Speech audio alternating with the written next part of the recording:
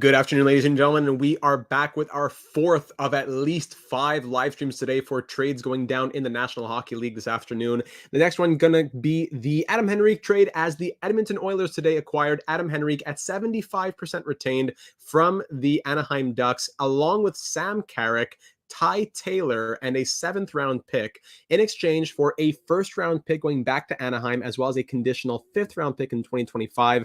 And in exchange for retaining some salary, the Tampa Bay Lightning are also getting a 4th-round pick. So I'll start breaking this all down right now. You can see it on your screen right here from Frank Saravalli.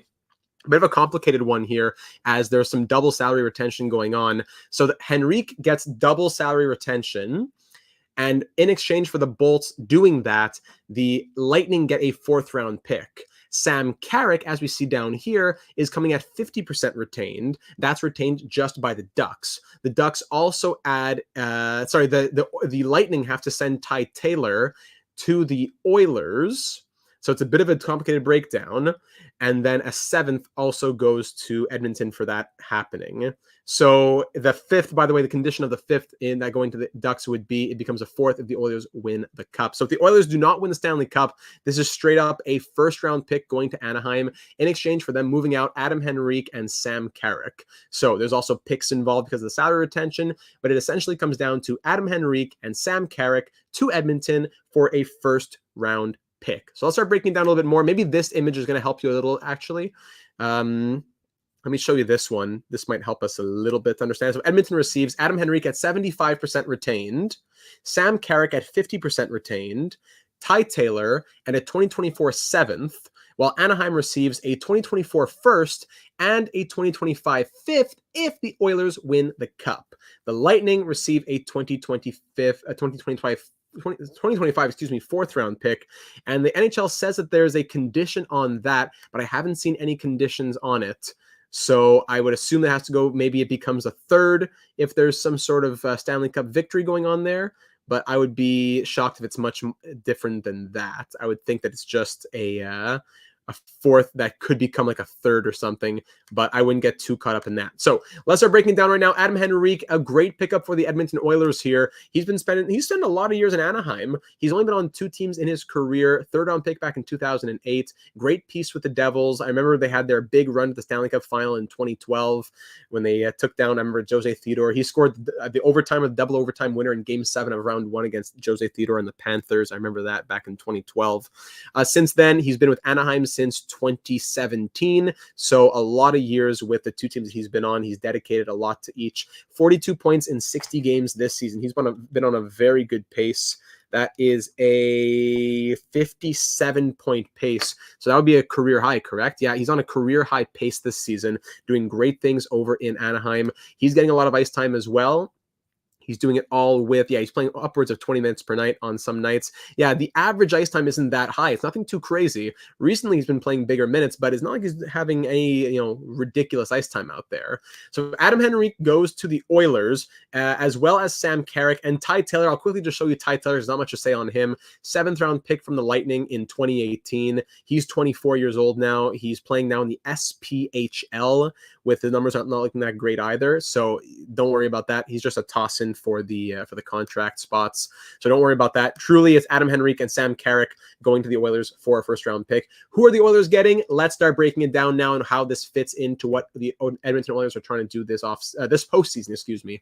So Adam Henrique is a middle 6 veteran scoring center. He doesn't do an awful lot with the puck, but he helps facilitate plays in both ends, makes things happen close to the net, and scores at a good rate. Over the last 3 years of weighted average data, he's in that 76th percentile of wins above replacement on an expiring deal, so who knows what happens, but for right here, right now, he's well above average in even strength offense, primary goals, even the power play, and then above average, and he's playing against above average levels of competition with decent line mates as well, and his finishing is also quite high. So we see that over the last few years, he's slowly on the decline of offense, defense, and finishing, even a little bump in 22-23, but over the last last 3 years, mostly a slow decline in those three things. Even in his wins above replacement percentile rank, I would say his higher scoring this season is more due to not luck, but it just, it's not all about the numbers always. I would say that he's still the same old Adam Henrique, which is still a good player.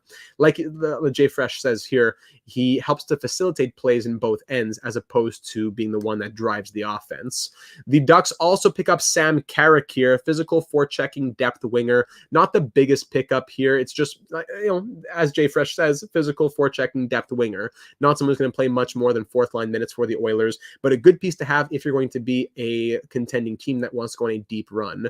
So Sam Carrick doesn't do anything particularly well. Even strength defense is okay. His value was much higher a couple of years ago. It's dropped and it has a little bit of a return, going back up a little bit in everything, actually. Offense, defense, and finishing has taken a good increase here in 2023-24. Sam Carrick this season, he has 11 points in 61 games, which is looking around that career pace or so. From what he did a couple of years was great.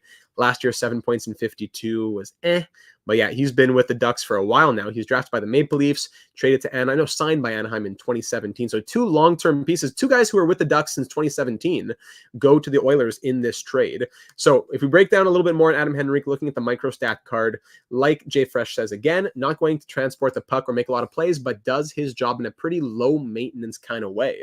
So very quietly there in the, at around average or a bit above, a bit below for high-danger passes, chance assists, above average in forecheck involvement, quite a high bit actually. 75th percentile of in-zone offense. Now, he's not skating very fast. He's not contributing to many chances. He's not contributing to many shots. He's not having many rush shot assists or any rush shots, zone entries, blah, blah, blah. But in-zone shot assists, in-zone offense, forecheck involvement. Those are the nitty-gritty things that you need on a Stanley Cup contending team. So Adam Henrique will be a valuable piece for the Edmonton Oilers, who pick him up at 75% retained, now leaving them with $402,000 in cap space. So I doubt they do really anything else. They lose their first in 2024. So now in 2024, they only have their second-round pick left within the first 4 rounds. And for the next 2 years, they have 1 first, 1 second, and 1 third in the next 2 years of 4 rounds. So 3 of the next 8 draft picks they have. That's a bit of a scary situation, I do have to say. 3 of the next 8 top 4 draft picks. So where does Adam Henrique fit into the lineup here? Even Sam Carrick, if we look at the depth chart here, I think he obviously immediately becomes a middle 6 center. Is it more second line? Is it more third line? Probably third, because I think Nuge will stay where he is. I don't think they'll put Nuge to the wing. I think they keep Janmark in the top 6. I would say Ryan McLeod likely goes down. I know Adam Henrique can also play the wing, but I would think Ryan McLeod, 22 points on the season. Again, not all about the points. Hard for me to exactly guess, but I would think Adam Henrique is a lock here in the middle 6. I don't think he sees first line or fourth line.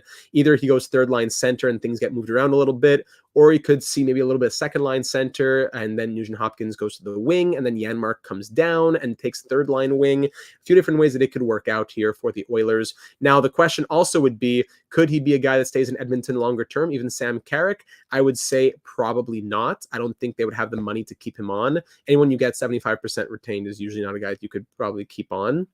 I don't want to see the depth chart. I want to see the team here. So if we look at their salary cap situation moving into next year as well, I don't think they really have the money to make it happen. Let's see it here. So they're expiring contracts next season. Warren Fogle at 2.7, Adam Henrique, of course, Matthias Janmark at 1 million. A lot of depth guys. It's just a lot of depth guys expiring. No big money is expiring. The most that they have expiring is 2.75 on Warren Fogle. So I wouldn't think that the Ducks, that the Oilers could think about retaining Henrique at whatever he'll be asking. 2 years at 3 million or whatever he's looking for. Like right now, that's 1.45625. times 4. He was making 5.825. So you'd think that he signs on for another deal around maybe 2.5, 3.25. Oilers probably don't have that money, so Adam Henrique probably goes to free agency for his last contract. And for Sam Carrick, we'll see what ends up happening with him. But just a good depth guy who's going to help you if you're trying to make a Stanley Cup run. The Anaheim Ducks, on the other hand, they retain a little bit of salary, but they still have deadline cap space at $42 million. $42 million! That must be the most in the league. By far, they have to definitely weaponize that cap space. So now they have 2 firsts, 2 seconds, and 3 2/3, 7 draft picks in the first 3 rounds. So while the Oilers have 3 picks, 3 out of 8 in their next 2 years of top 4 picks, the Ducks have just more than that in the first 2 rounds of 2024. 2 firsts, 2 seconds, 3 thirds, then a first and 2 seconds next year. They don't have their second in 2025, but even throwing a conditional one here if the Oilers were to win the Stanley Cup. But I think, yeah, I don't know if you can, Anaheim definitely gets what they need more. Like, I think that's pretty much the value. I think that's the value that Henrique and Carrick are going to command, a late first round pick. So I don't know if it's a fleece, but I think that it definitely benefits the Ducks a lot more. Does that make sense, Mila?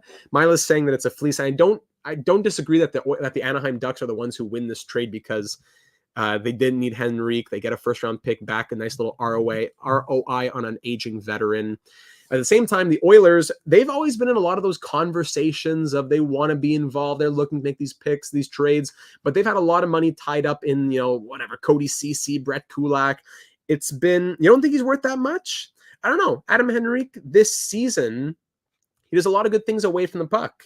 He has a lot of good things away from the puck. He has a lot of value for a team like Edmonton that might struggle for defense sometimes. I could see why you might think that, though. I'm not really disagreeing with you. There's sometimes where I have like a vicious reaction in my soul of like someone is right or wrong. They'll call something that's an obvious fair deal a fleece or vice versa.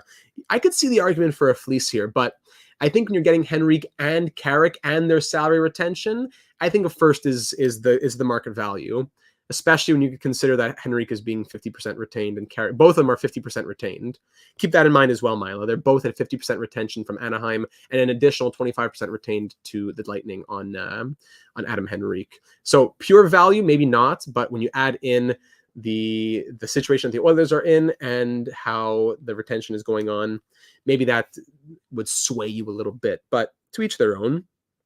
Yeah, I see what you're saying. It's a late first at the trade deadline. A first at a different time in the season is a different story, but a late first in deadline week, that's sometimes what we see. I'm not saying it's right, but I'm saying it isn't out of the ordinary. That's what I'm trying to say. I'm not saying it's right. I'm saying it's not out of the ordinary. So line combinations here. If we look at the Edmonton Oilers, what might they show us here? I don't know if Adam Henrique's going to be in it already. Potential line combos. No. So same thing as we saw on Cap Friendly. And if we look at the Anaheim Ducks now, for sure. Yeah, we can agree on that. The Anaheim Ducks are going to have Ryan Strome playing top line minutes here. You got Lundstrom, Max Jones in the top 6. Yeah, it's an ugly time here in Anaheim.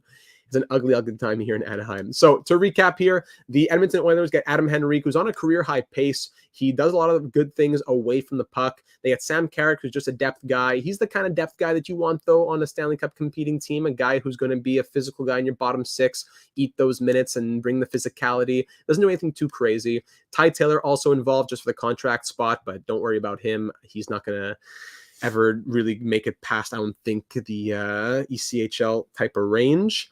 And on top of that, the Ducks now have a boatload of salary cap to play around with still at over $42.5 million. They're taking a lot of picks, which is very nice to see. And the Oilers have only $400,000 left, so you would think that's about it.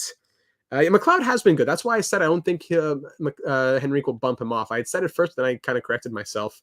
If anything, Henrique plays third line left wing, or he'll maybe go second line center at times, and Janmark can go down, and Nuge goes to the wing maybe. Maybe that's a few ways that you could see it. But the Oilers, they are competitors. They've had to make a move. The onus has been on them to make a move happen for a while now.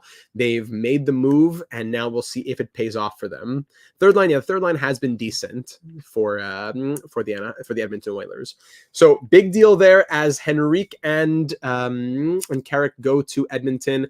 It's a bit of a complicated one, as we saw here in the is it over here? No, I don't have it now. If I pull up Henrique, it's a bit of a complicated one with the salary retention and the conditional deals that are the conditions on the draft picks, going on here. Was it here? Yeah. I think Dave Pagnotta kind of had a good summary of it. So the Oilers get Henrique, Carrick, Taylor, and a 7th from the Lightning in exchange for a 1st to the Ducks and a 4th to the Lightning, while a conditional 5th also goes to Anaheim. So that's Tampa Bay's conditional fifth for it's complicated here. All we got to know is that the guaranteed value here is a first for HENRIQUE CARRIck, and then a seventh to the Oilers as well. So who do you think wins this trade and why? Mila thinks that there's a bit of a fleece going on here. Mila feels like the Oilers might move out another forward to make space. Vogel might have priced himself out of Edmonton. That's true. At $2.75 million, maybe he moves out to facilitate something else going on here. Caleb's saying both teams get what they need. I call that a win for both, but mostly for Anaheim. I think that's kind of more the way I lean. It's a win for both sides. I think it's what the market value is now. For a guy who's going to be in your middle six, for a depth player, plus salary retention, a late first-round pick is what you're going to be expected to give up for it. So the Ducks get to take back another first-round pick. They get value on an aging veteran and 2 expiring contracts. Wins for both sides, but mostly for the Ducks, who get more guaranteed long-term value in the first-round pick as opposed to all in for the postseason run. So that is stream number 4 of 5. We still have the Tarasenko trade to break down. I've been breaking it all down here. The Middlestat trade, the Walker trade, the what was the other trade? The Wenberg trade. If you want to be made aware of breaking news as it happens and breaking it all down with instant reaction and analysis as the trades happen here in deadline week and moving forward always into the draft, into the offseason, make sure that you are subscribed with notifications turned on for the live streams as they happen. Please go ahead and make sure that you are staying tuned for the next few minutes. We'll be back in about 5 minutes to break down the Tarasenko trade, and that'll be it until the next trade happens later this evening, Jake Gensel or whoever else. So make sure that you are subscribed to not miss out on those.